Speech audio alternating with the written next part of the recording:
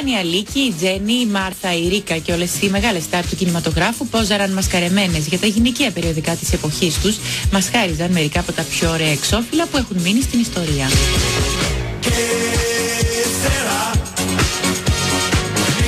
Είναι το λαμπερό πρόσωπο της Αλίκης στα πρώτα της βήματα στο εξώφυλλο του περιοδικού Ντόμινο.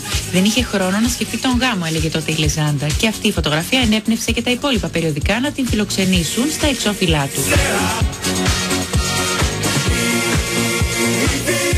Το εξώφυλλό της με το καουμπόικο καπέλο τη δεκαετία του 70 είναι ιδιαίτερα ξεχωριστό, καθώς εκείνες οι απόκριες ήταν οι πρώτες με τον γιο της, όπως λέει και ο τίτλος του περιοδικού Θησαυρός.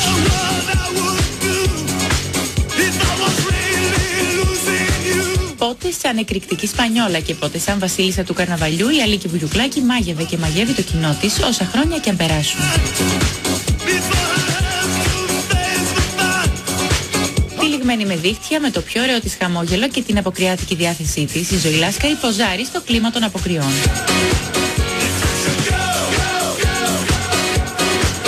Ντυμένη στα κόκκινα και μπροστά από μπαλόνια, σερπαντίνες και κομφετί, φωτογραφήθηκε και για το εξώφυλλο του περιοδικού Ρομάντζο. Αυτό είναι ένα από τα πρώτα της αποκριάτικα εξώφυλλα. Εδώ σε θηλυκές πόζες με μίνι κόκκινο φόρεμα γιορτάζει παρέα με συμπρωταγωνιστριά της. Τα περιοδικά της εποχής έκαναν πάρτι όταν φιλοξενούσαν τις πρωταγωνίστριες της εποχής.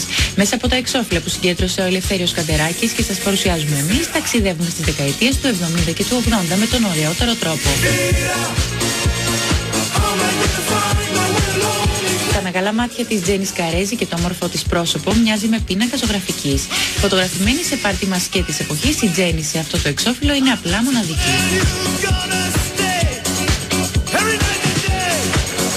Με πολύ μακριά μαλλιά, η Κάτια Δανδουλάκη ποζάρει και εκείνη στο αποκριάτικο εξώφυλλο του Ρομάντζο. Ενώ η Μάρθα Καραγιάννη τόλμησε σε σχέση με άλλες πρωταγωνίστριες να φορέσει αυτή την κεντρική αποκριάτικη στολή.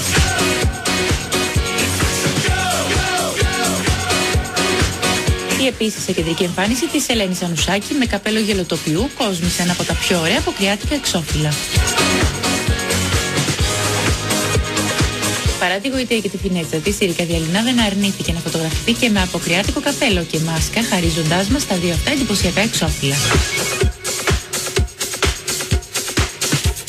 Αυτή η φωτογραφία της τραγουδίστριας Λίτσας Διαμάντη στο πνεύμα των αποκριών είναι πραγματικά συλλεκτική.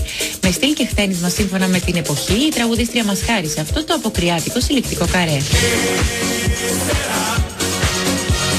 Άννα Φόνσου, Ξένια Καλογεροπούλου και Μαροκοντού έβαλαν και εκείνες την δική τους φραγίδα στις απόκριες μέσα από αυτά τα σπάνια και διαχρονικά εξώφυλλα.